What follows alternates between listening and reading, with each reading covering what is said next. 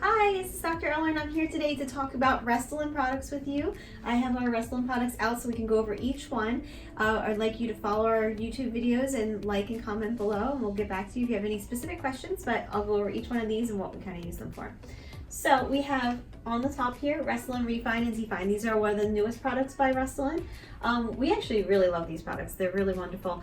What's really great about them is they last 18 months, which is a little longer than the original stuff. It also has a different sort of flexibility to it than some of the different products that we have here.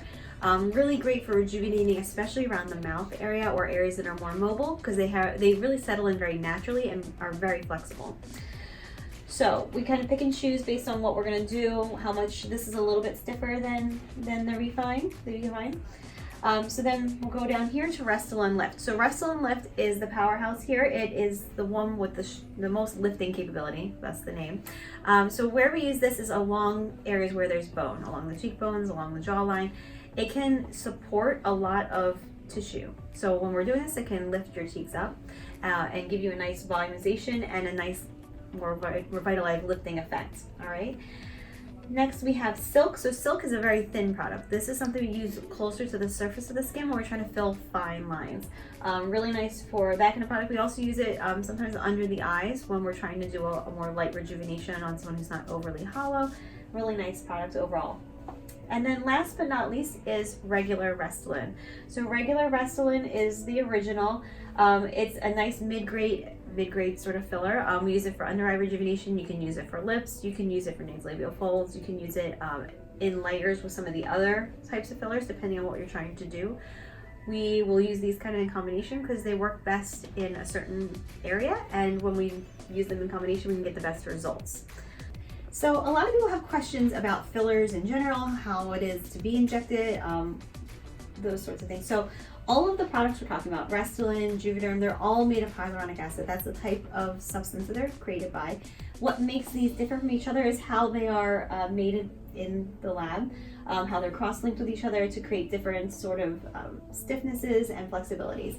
So when you're having an inexperienced filler, they might just grab regular Restylane and try to use that for everything because they just don't understand how we're using these in different ways to create a different effect. So what is it like to be injected with fillers? So fillers are actually not so difficult to do. What really makes it difficult is having an artistic eye and having a hand that knows where to place the products to get the best result. In terms of the experience from the patient, we use a combination of needles and cannulas to place the fillers in. Needles are obviously sharp. We place that into the skin along the bone line, things like that, to create a lifting effect. Cannulas are very nice, and I primarily use cannulas to try to minimize the bruising. So cannulas are not sharp, they're actually rounded on the tip, so we can make one little opening and place fillers in a wide range of area with very little trauma. So that minimizes the bruising and the swelling that can potentially happen after any time we stick a needle into someone's face. For the most part, the recovery is usually not too bad. Some areas have a little more tendency to swell than others, and we do warn people, don't have a big event the next day so that you have some time to recover. Especially with Restylane products, they do tend to absorb a little less water than, say, other products, which is fine. That's why we primarily use them under the eye area, as they do not have a swelling tendency. Swelling can be nice in an area like lips or cheeks where you want a full, soft appearance.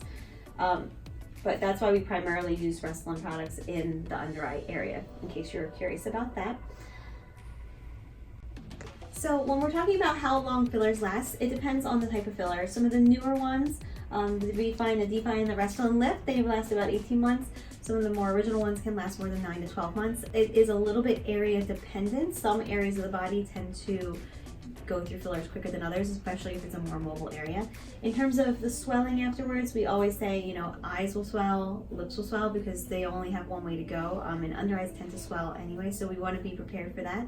Less noticeable, almost not noticeable in other areas, cheeks and jawline, you're probably going to see minimal to no swelling.